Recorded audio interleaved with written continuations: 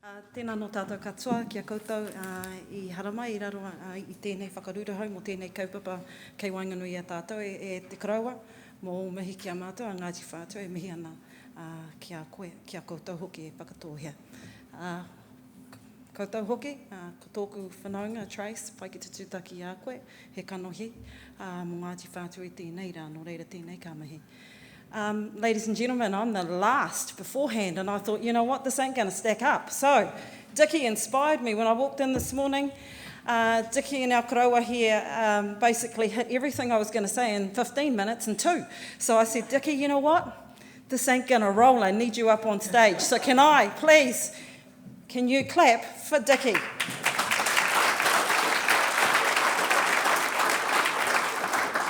Look, we have the privilege of being tribal CEOs, and what I did want to do today is to be really clear that we come in all different shapes and sizes. We have different realities, we have different ways of thinking and doing, but fundamentally we have a really clear sense of where we're going, why we're going, and who we are here to serve.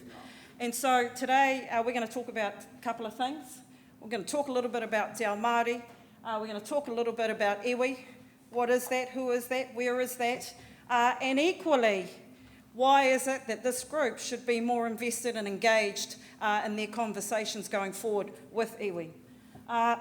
Thirdly, we're going to have a chat about the business paradigm, a Māori business paradigm. I'm not saying it's the Māori business paradigm, but it is a Māori business paradigm, and I think what the karaua and Dickie laid out this morning is really cuts to the heart of that. Finally, it's really challenges for the room, and hopefully in this 15 minutes you've got a question that you can ask Dickie going forward. So I'm not sure how to... No? Okay, no. Left. Sorry. We could be equally uninformed here, but I'll give this a go and see what happens. I want to thank Becca for being great host. Right. It's your job. I'm going to work and you just move. I'll take this away. Yeah, it's it. You see, Whānau, this is a really good example of partnership. We control the message and somebody else is helping us get it through the execution. No, look, seriously, in all seriousness, this is a huge conversation, a huge privilege for us to be able to stand here today. I'm going to talk a little bit about Māori worldview. And really, a Māori worldview, we view the taiao through the lens of the natural law, of the natural world. And in simple terms, taiao means universe, and it is made up of a number of things. Tai moana, the sea, tai whenua, the land, and tai tangata, humanity. And it's really important that all of those elements coexist. And that is the crux of a Māori worldview. They are interconnected and they all have potential. And really, the most important part about this is that it requires the interconnectedness between tai whenua, land, tai moana, the sea, and tai tangata, humanity, is that it requires balance, a balance in thinking and the approach. Sitting behind that, the goal of this is really to ensure the health and well-being and the mauri of the land, sea and people. And today the karaua talked about mauri, and he talked about the spiritual essence, the physical, as well as the cultural and symbolic representation of how we understand and care for the health and well-being of our natural environment. And so that just gives you an idea that actually when we start to do and think about the Māori worldview, we are constantly trying to understand how the balance of those things are working together in harmony. At the absolute fundamental, inherent in this Māori worldview is the idea that it is intergenerational. And what I wanted to spend a bit of time talking about was really the thinking, attitude and approaches to the Māori worldview, which are going to be really important. So what you find here is just a snapshot of the iwi that we have within Te Ao Māori. And this is a census. There's 98 different iwi across the whole of Aotearoa. And like Rangimarie said, we all have our own worldview within the environments that we live in. You know, I want to pay homage to Ngāi Tūhoi. Their view is there's similarities, but how they do tūhoitanga in their whenua and in their rohe may be different to ours. But underneath all of that is the fact that we all have similar aspirations, similar views around Māori worldview. So the population here is significant, 196,000 and growing. Just want to say that Māori are here to stay. They're not going anywhere. I'll actually change that. We are here to stay, but we are going somewhere. So we do have every one of the iwi, every one of the Māori have a strategy of where they want to be in the future. And most of them are already there. We have Waikato Tainui, who is already over $1 billion. We have small trusts and lands incorporation. I know one of, won't say who it is, but they are close to well over $1 billion. So we are diversifying in the areas that we want to be in. And I guess that's the next slide we're going to be talking about. This here is about the Māori economy, and you can see 2001, 9.4 billion. Today, 2015, 2020, we're hitting over 50 billion. And I want to say these are SME, majority of them are SME, iwi that have gone through settlements, and other trusts and corporation. Majority of our Māori are in the regions, they own whenua in the regions, and we're looking at unproductive land. If I talk about Whakatohea, we are looking at 78% of our land in Whakatohea is unproductive. We want to see how we can draw that essence out in an environmentally and cultural way. This is not about rape and pillage, this is about developing our land so that it provides sustenance to our people, local, regional, economically. So inherent in a lot of iwi are strategies around rebuilding. And I really strongly encourage you, we are in our own infrastructure build ourselves, and we want to see and work with others to allow that to happen. As you can see, I'm just going to give you a snapshot. 50 billion, what's that made up of? 50% is in the fishing quota. We're a shareholder and a partner in Sealords. 30% forestry, 30% land production, sheep and beef, dairy, kiwi fruit, all the primary industries. We're involved in that. Why? Because it's all about the whenua.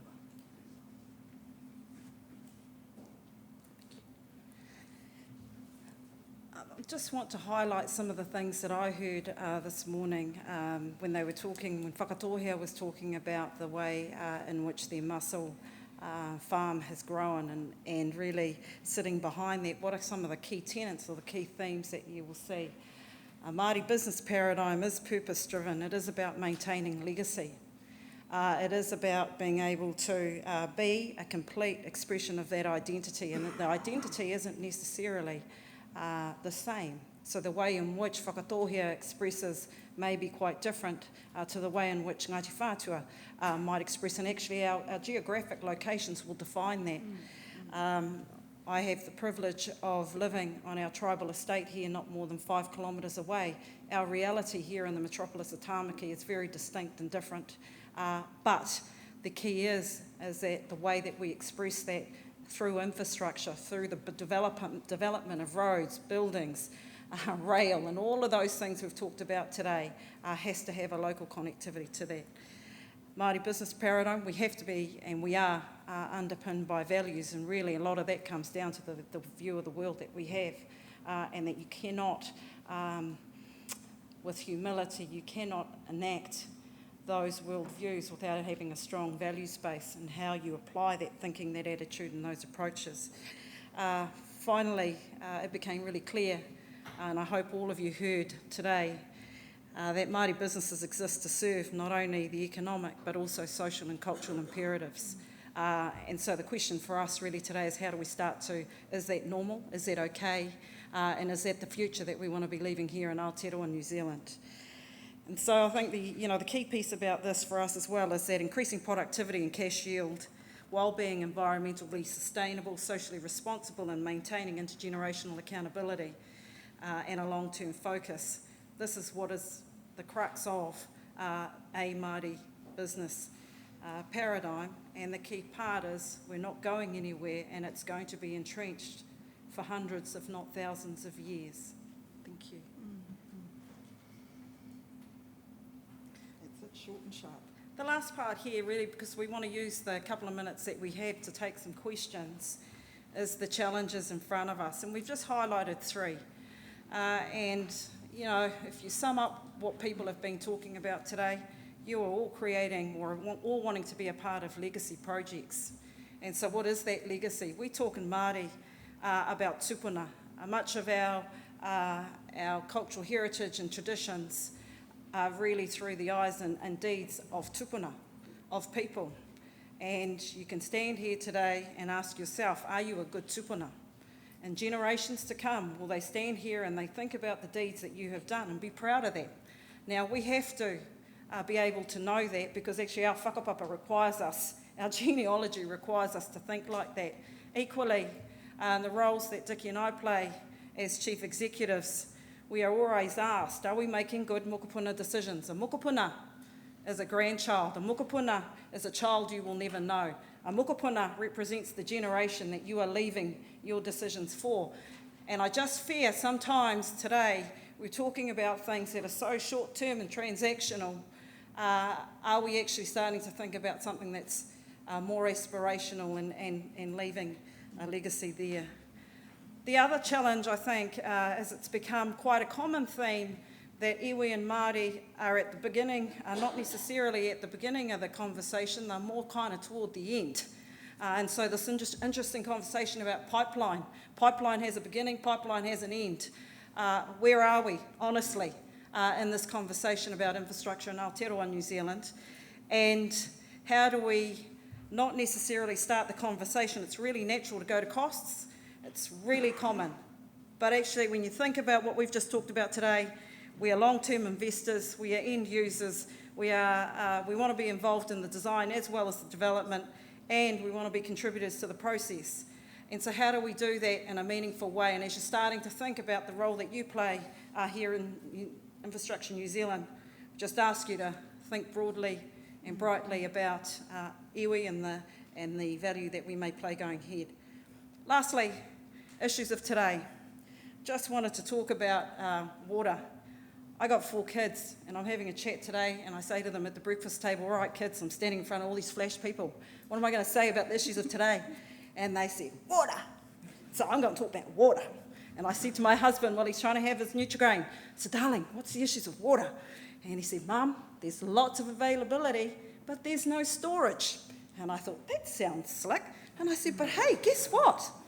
We've got lots of land across the Motu. He said, aha. So, it's not a joke here. I suppose the key part is we are all struggling here. If you're from Kaikohe, you are struggling right now to be able to have a shower, go to school, and the real basic things. Key part is not availability here. We're using about 2% of our water. The problem here is we ain't storing it very well. And if I look across this country, the most underutilised piece of land that we've got across this nation belongs to Māori. Where are they in the conversation about solving complex issues that are legacy issues for you, me, and all of our kids? I'm not sure. And so, question time, if you have any. Thank you.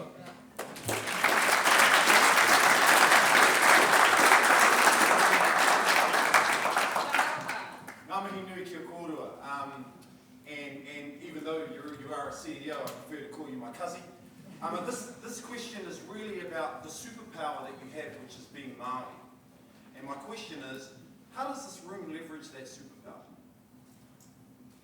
I think, there are some within Te Ao Pākehā that have already started to work with iwi in their different spaces. And I think it's about stepping back and not being afraid. We have some commonality between Te Ao Māori and Te Ao Pākehā. We all want to do the best for our people. We all want to look at structures and infrastructure. We all have a role in that. But don't be scared to talk to us. Don't be scared to participate and be involved. Yeah, there's some challenging questions. When I listened to your speech, Mr. Bollard, I thought, yeah, there's a lot of challenges. But when I reflect that back on our own 20-year plus journey in aquaculture, we've never given up. You cannot give up. You cannot give up because you have to design things for the future. So there's totally, Māori are willing to be at the front end, like Rangimarie said. We want to be a part of the design. We don't want to be told at the end of it, well, this is what you're going to get. We need to be a part of that because we're a major player in this economy. Anyone else? We've got time for one more. This is an opportunity you don't get very often. Anybody? Don't be scared. All right. Yeah. Look, thank you for your presentation and thank you for some of the enlightenment you've given us around your perspective. Many of us are working with iwi groups around the country and are part of this conversation. We've talked today about a lot of about some of the challenges that we face as a nation. We do have a backlog. We're behind and where we need to be in infrastructure, and the discussions today are about how we might start catching up on that through better planning, better dialogue, better communication. Darryl really talked about the need for collaboration. We aren't going to solve the problems of today and the problems of tomorrow if we don't talk to each other more.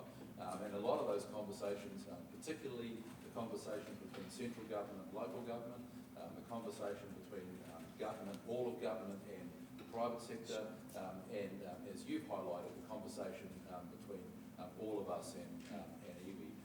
And so thank you for reminding us of that. We do all share common values and common direction. And I know those conversations are beginning. I just wonder, what is the way in which we can create the conversations earlier? Because the resolution of these problems comes with shared understanding, with shared vision, with shared action across all of the agencies involved. The government can't solve the problems by themselves. The private sector can't solve the problems by themselves. Iwi can't solve the problems by themselves. How do we get the conversation going earlier? Thank you. And I'm going to give a really personal perspective on this rather than potentially the Ngāti Whātua Rākei view of the world. But I do think what I've seen in the last 25 years, 30 years, is that the nature of relationships and partnerships is changing. I have to say that prior to settlement, I'm not sure there was a partnership between the Crown and iwi.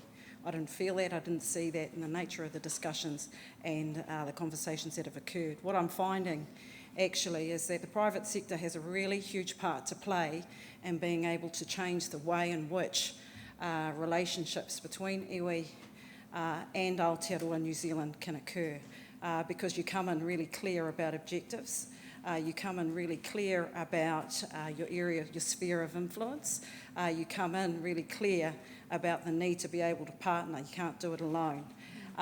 These sorts of lessons we need to start to articulate a bit better and practice a lot more. I think the other part about the private sector, the role that the private sector can play in this, is that there has been quite a fear. There's been a fear of engagement. I'm not just talking about infrastructure or construction type projects between Māori and the Crown. I think it's prevalent across all agencies that we are trying to catch up and we've got a dearth of issues to be able to uncover, and actually getting to the bottom of that is also about acknowledging who was at the source of being able to create those issues.